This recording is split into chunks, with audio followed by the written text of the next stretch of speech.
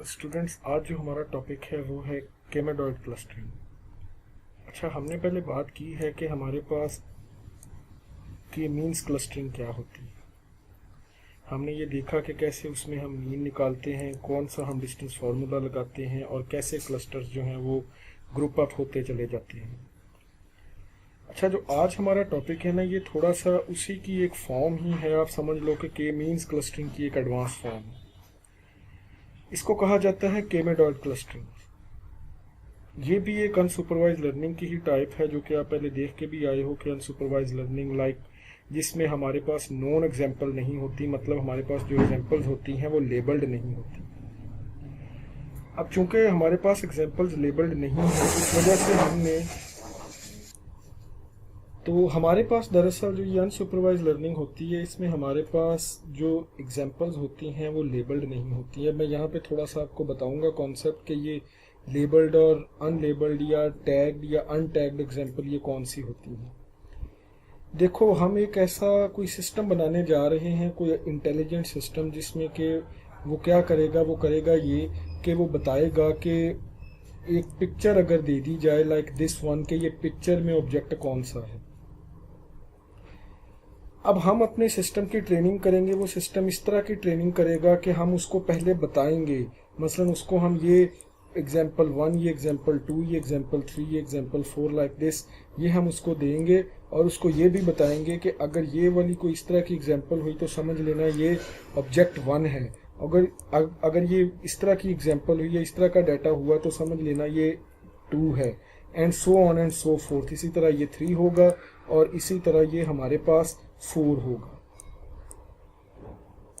सो ये जो फिनोमिना होता है, इस फिनोमिना को हम कहते होते हैं unsupervised learning. Means to say supervised learning mean to say कि we have some known example on the basis of which we are going to train our system.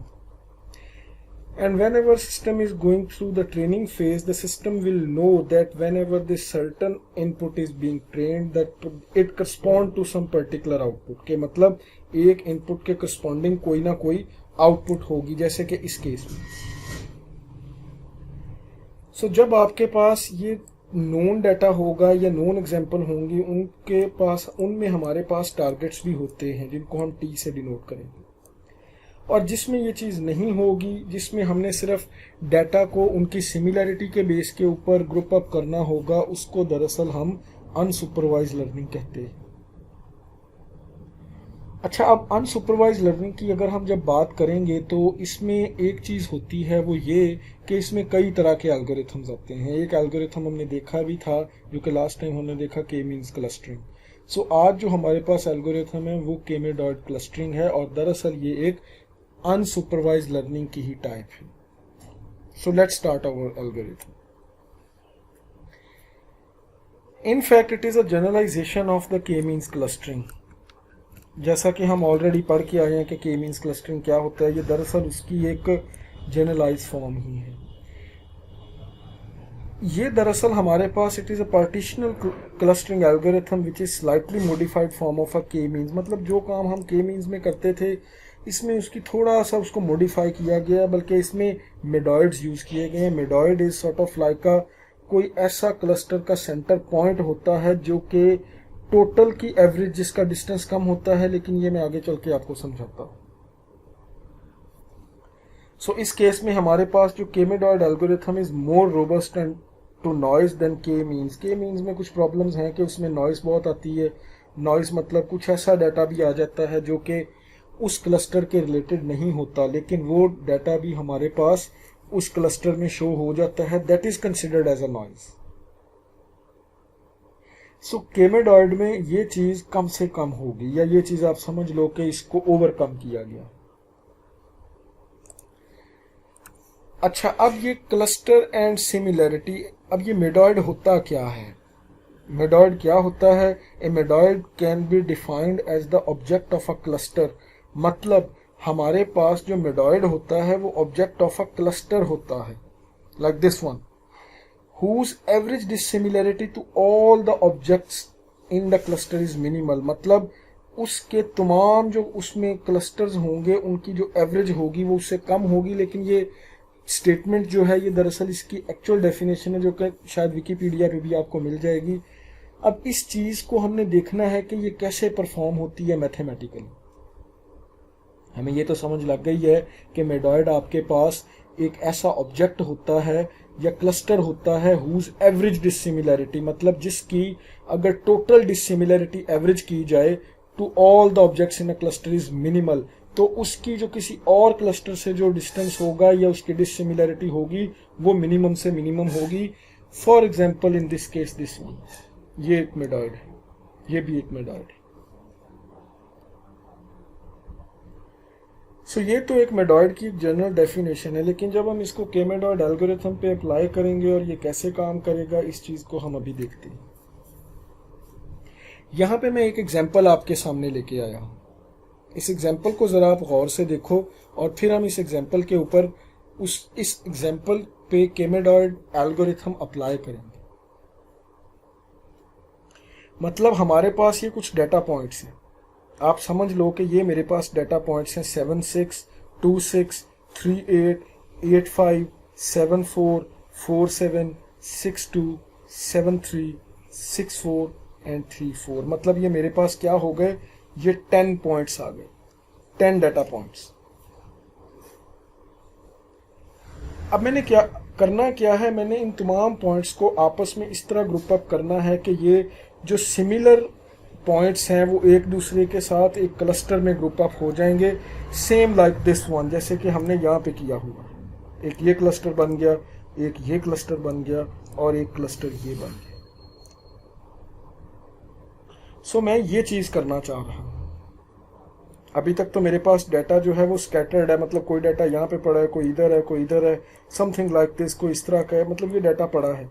जो डाटा एक दूसरे के करीब है, क्यों ना हम उनको इस तरह क्लस्टर कर दें लाइक दिस वन। ये करना चाह रहा हूं। सो ये करेंगे कैसे?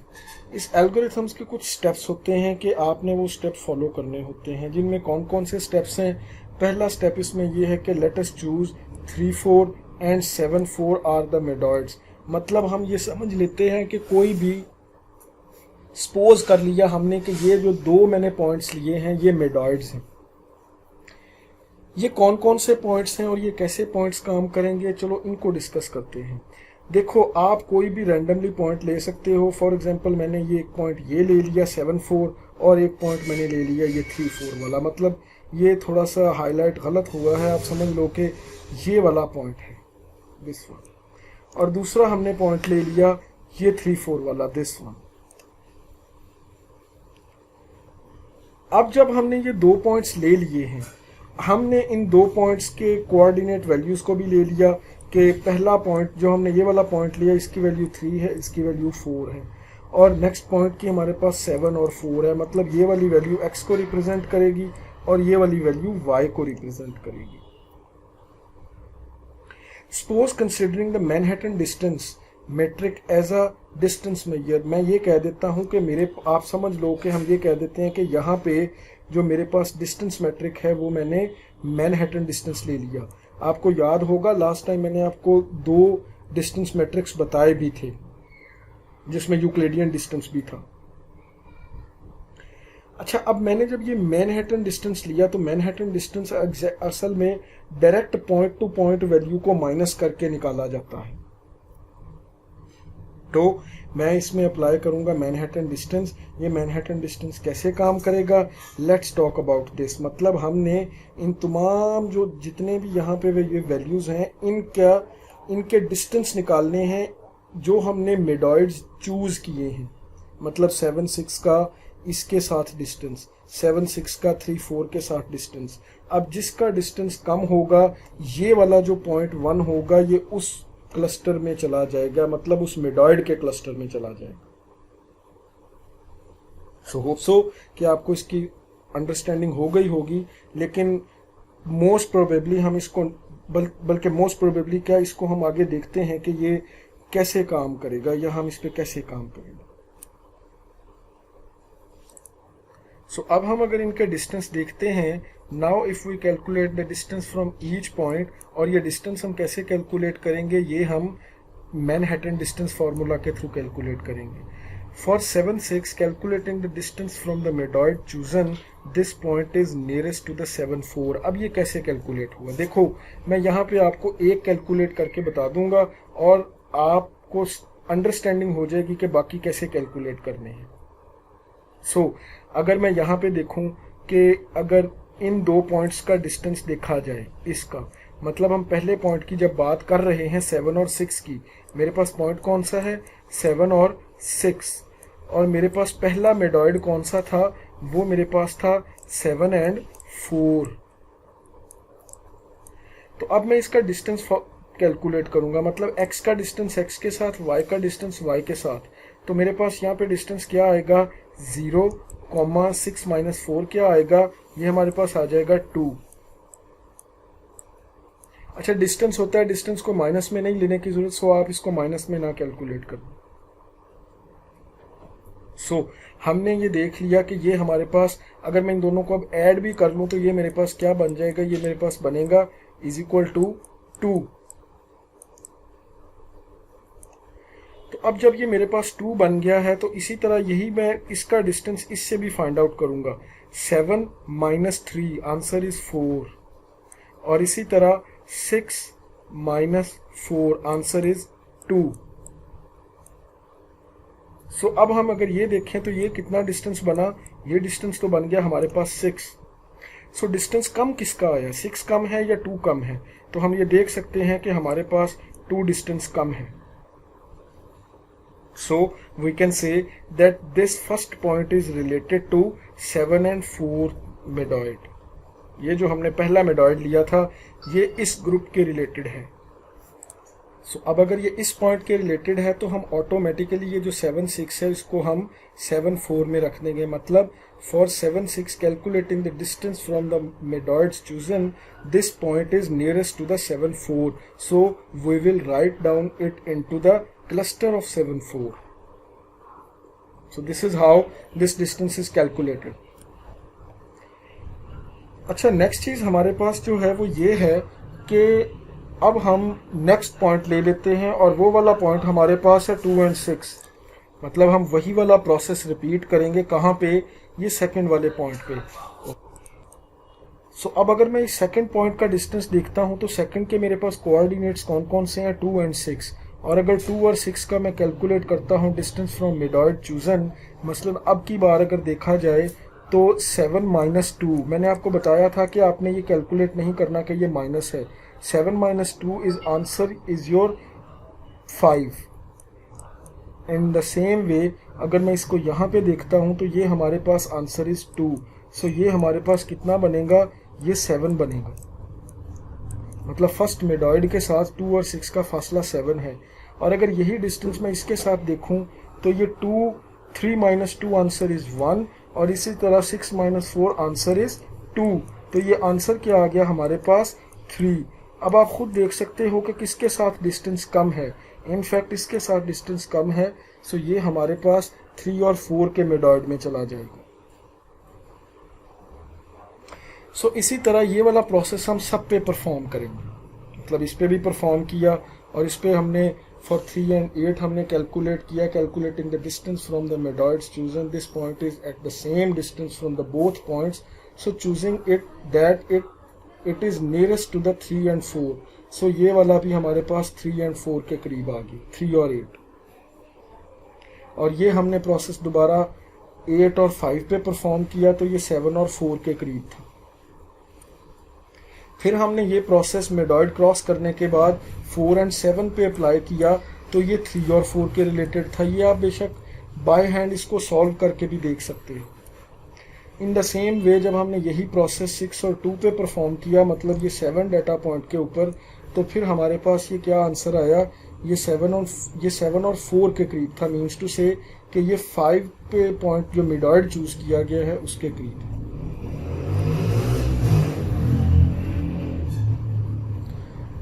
सो आई होप सो कि आपको इसकी समझ आ गई है। और नेक्स्ट जो हमारे पास पॉइंट आ गया वो था 7 और 3। और 7 और 3 हमारे पास 7 और 4 के करीब था। ये यहाँ पे मैंने कैलकुलेशन इस वजह से नहीं की क्योंकि मैंने आपको 2 कैलकुलेशन समझा दी हैं, बाकी तमाम की तमाम कैलकुलेशन एज इट इज। और बाद में हमने फॉर 6 और 4 calculating the distance from the middoid chosen, this point is nearest to the 7 and 4. Whenever we are talking about 6 and 4 and we are calculating the distance with the both of the chosen middoid, then 6 and 4 is more related or nearest to the 7 and 4. So अब जब हमने ये तमाम चीज़ें calculate कर ली हैं तो अब हमने इसको क्लस्टर बनाना है। अब क्लस्टर कैसे बनाना है? क्लस्टर इस तरीके से बनाना है कि आप देखो जितने ये हमारे पास बन गया कौन सा क्लस्टर, ये 3 और 4 वाला क्लस्टर है। आप इस चीज़ को ज़रा गौर से देखो, ये 3 और 4 वाला क्लस्टर है और जो नेक्स्ट वाला है वो 7 और 4 वाला क्लस्टर है। क्यों? क्योंकि हमने 2 क्लस्टर ही लिए थे, 2 मिडॉइड लिए थे, 7 और 4 एंड 3 एंड 4। सो ये जो हमारे पास पॉइंट्स हैं ये क्लस्टर 1 के हैं, ये वाले, और जो ये वाले पॉइंट्स हैं दिस वन, ये 7 4 6 2 6 4 7 3 एंड 8 5 एंड 7 6, ये सेकंड मिडॉइड मतलब सेकंड क्लस्टर के रिलेटेड है। सो अब हम क्या करेंगे कि अब हमने इनके डिस्टेंस की एवरेज फाइंड आउट करनी है। मतलब हम इनकी जो टोटल कॉस्ट, एवरेज तो नहीं कहूंगा बल्कि इनकी हम टोटल कॉस्ट फाइंड आउट करेंगे। एवरेज तो हम के मीन्स में करते थे। Now calculating the cost, which is nothing but the sum of the distance of each non-selected point from the selected point, which is middoid of the cluster it belongs to। मतलब अब हमने क्या करना है? हमने करना ये है कि हमने डिस्टेंस फाइंड आउट करना है किसके साथ। ये वैसे हम ऑलरेडी करके भी आए हैं क्योंकि इसी की बेस पे तो हमने ये बनाया है, लेकिन हमने वहाँ पे डिस्टेंस सिर्फ कैलकुलेट करके क्लस्टर बनाया था, अभी तक हमने डिस्टेंस कैलकुलेट नहीं की।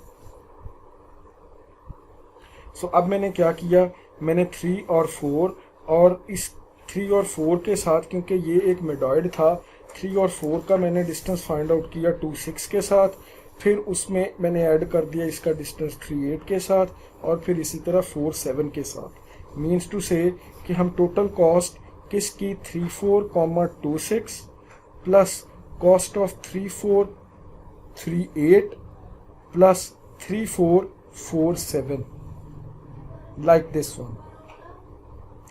और यहाँ तक पहले मिडॉइड की कॉस्ट आ गई, और इसके बाद जो ये वाली कॉस्ट है ये अगले मिडॉइड, अगले क्लस्टर के मिडॉइड से उसके तमाम पॉइंट्स की कॉस्ट है। मीन्स टू से कि 7 4 माइनस 7 4 और 6 2 की कॉस्ट, 7 4 6 4 की कॉस्ट, 7 4 7 3 की कॉस्ट, 7 4 8 5 की कॉस्ट, 7 4 और 7 6 की कॉस्ट। अच्छा, अब ये कॉस्ट ये निकालने का तरीकाकार वही है जो मैंने आपको पहले बताया है। मीन्स टू से ये अब लिखा हुआ है कॉस्ट किस पॉइंट की, इस पॉइंट की। मैं एक पॉइंट की आपको बताता हूँ। जैसे 3 और 2, 3 माइनस 2 आंसर इज 1, और 4 माइनस 6 या 6 माइनस 4 अगर हम पॉजिटिव एब्सोल्यूट वैल्यू लें तो ये हमारे पास बन जाएगा 6 माइनस 4 आंसर इज 2। तो ये हमारे पास आंसर कितना आ गया 3। तो क्या देखो यहाँ पे हमने 3 ही लिखा है। सो आप इसी तरह तमाम की ये कॉस्ट फाइंड आउट करोगे और जो टोटल कॉस्ट आएगी वो हमारे पास बन गई 20। मतलब तमाम सिलेक्टेड पॉइंट और की नॉन सिलेक्टेड पॉइंट के साथ जो डिस्टेंस बना और उनकी टोटल कॉस्ट निकाली वो हमारे पास बन गई 20। अब हमने क्या करना है, हमने इस 20 टोटल कॉस्ट को आगे फर्दर मूव करना है। अब फर्दर मूव करने से यहाँ पे क्या मुराद है, इसका मतलब ये है कि हम दोबारा आइटरेटिवली ये प्रोसेस परफॉर्म करेंगे, और परफॉर्म करते हुए अगर वो कॉस्ट इस कॉस्ट को एक्सीड कर गई तो फिर हम क्या करेंगे, हम अपना पुराना मिडॉइड चूज करेंगे। लेकिन ये चीज मैं आपको आगे डिटेल से समझाता हूं। So now let us choose some other point to be medoid. मतलब अब मैं कुछ ऐसे और पॉइंट चूज करता हूं जिनको मैं ये कह देता हूं कि अब ये मिडॉइड्स हैं। अच्छा, आप ये ना रैंडमली सिलेक्टेड होते हैं। मतलब आप तमाम पॉइंट्स को मिडॉइड चेंज कर करके देखोगे, और because it is a iterative process in nature, therefore a time will come whenever you will choose the certain middoids, the best middoid that is representing the each of the cluster. So in this case, अगर मैं यहाँ पे ये कहता हूँ कि some other point to be the middoid of 7 4, so अब मैंने 7 4 को चेंज किया है।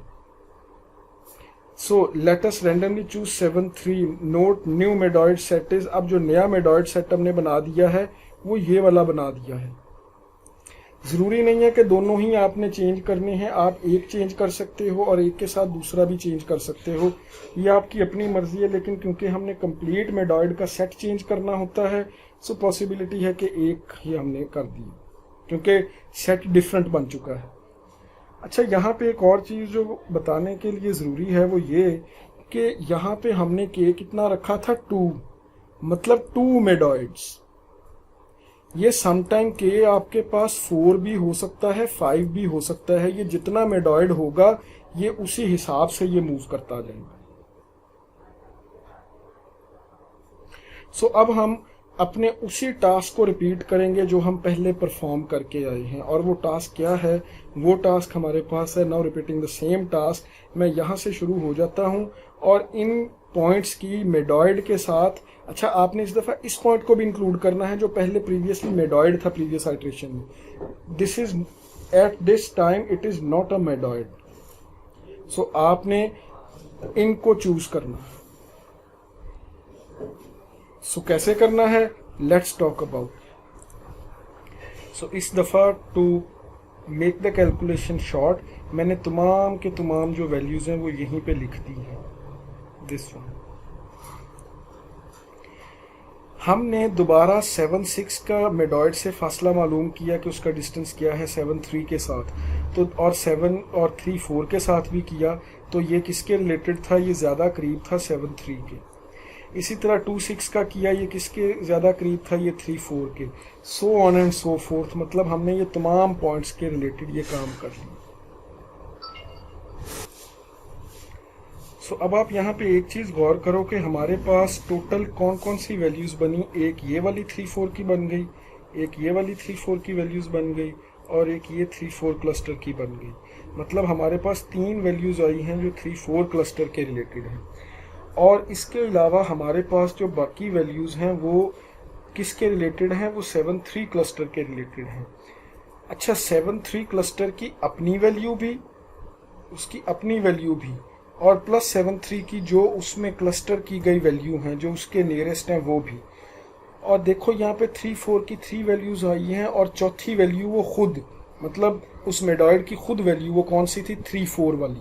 मतलब ये कौन कौन सी वैल्यू है? 2 6 3 8 और 4 7 और प्लस 3 4। मतलब ये वैल्यूज़ कौन सी हैं? ये रिलेटेड हैं किसके? ये रिलेटेड हैं 3 4 क्लस्टर के, द सेकेंड क्लस्टर और first cluster, whatsoever you want to label it. So अब हमारे पास जो ये वैल्यूज़ आई हैं, मतलब जो ये वैल्यूज़ आई हैं, मैंने इन वैल्यूज़ का दोबारा डिस्टेंस निकाला, वही टोटल कॉस्ट निकाली।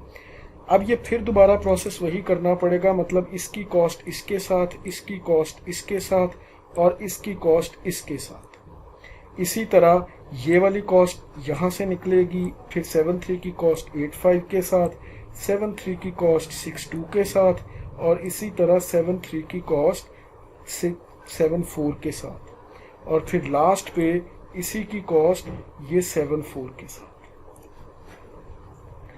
अब जब हमने ये तमाम कॉस्ट निकाली, ये वही तरीका है, मतलब 3 4 4 7 या यहाँ पे 3 4 2 6, 3 4 2 6 की कॉस्ट, 3 4 3 8 की कॉस्ट और 3 4 4 7 की कॉस्ट। जब मैंने ये तमाम की तमाम कॉस्ट मैंने एवेल्यूएट कर ली, तो करने के बाद मैंने इसकी भी कॉस्ट को टोटल सम अप किया, तो देखो हमारे पास ये कॉस्ट क्या हुई? बढ़ गई। प्रीवियस कॉस्ट क्या थी आपको याद होगी, अगर नहीं याद तो हम इधर जाके देखते हैं। वो कॉस्ट थी 20, लेकिन अब की बार जो कॉस्ट आई है वो कॉस्ट हमारे पास है 22। अब कॉस्ट किसकी ज्यादा है? कॉस्ट इसकी ज्यादा है। It means the total cost when 7 3 is the medoid is greater than the total cost when 7 4 was the medoid. मतलब आप देखो कि जब हमने 7 3 मेडॉइड चूज किया है उसकी कॉस्ट ज्यादा आई है किससे? जब हमने 7 4 मेडॉइड चूज किया था। Hence 7 4 should be chosen instead of 7 3। मतलब हम 7 4 को ही चूज करेंगे, 7 3 को चूज नहीं करेंगे। वाई? बिकॉज इसकी कॉस्ट बढ़ गई है, हमारा जो गेस है वो रॉन्ग है। Since there is no change in the medoid set, so हमारे पास मेडॉइड सेट में कोई भी, ये जो कंप्लीट एक सेट आया इसमें कोई भी चेंज भी नहीं आई।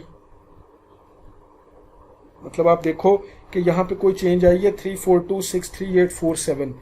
अब अगर मैं प्रीवियस में देखूं 3 4 2 6 3 8 4 7, वही वाली वैल्यूज दोबारा थी।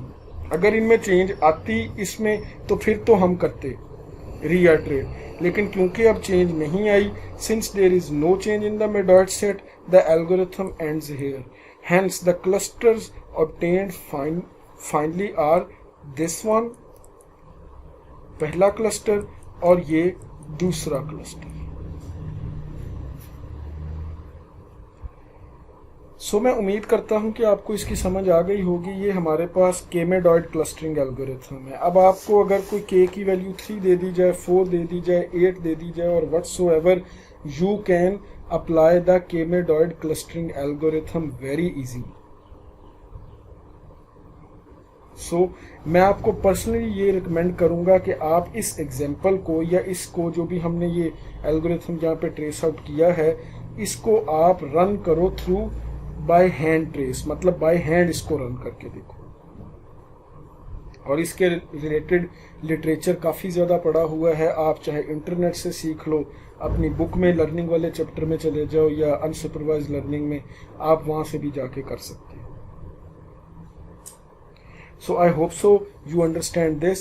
Let me summarize all these what we have discussed today.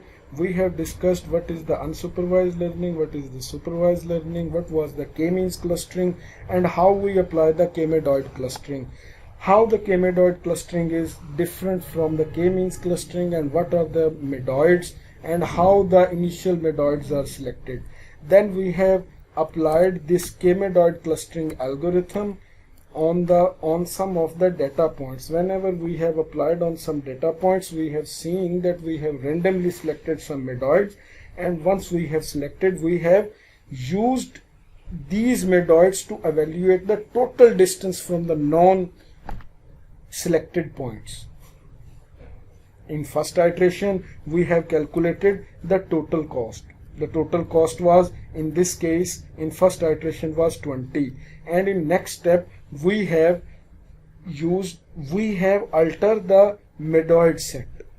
Means to say we have changed the medoid set or update the medoid set, because we have updated the single medoid point. And when we updated, we repeat the same task. And when we repeat the same task, we evaluate all the distances, all the points, those are belonging to certain cluster with respect to the distance with the particular medoid pertaining to that cluster. So after that, we have calculated the total cost, and when we calculate the total cost, the evaluated total cost was greater than the previously chosen medoid. That was a 7.4. So we have eliminated, we suggest that 7.3 is not best medoid. So we choose the 7.4 medoid as a best choice. And why we stop this algorithm? We stopped this algorithm because of the medoid was, because there was no change in the set when we applied the 7.4 medoid. When we have used 7.4 as a medoid, there was no update or no change in the total size of total set of a cluster. Therefore we stop this algorithm. So hope so you understand this. This is how the k-medoid clustering works. Next we will talk about supervised learning. That's for today. Thank you.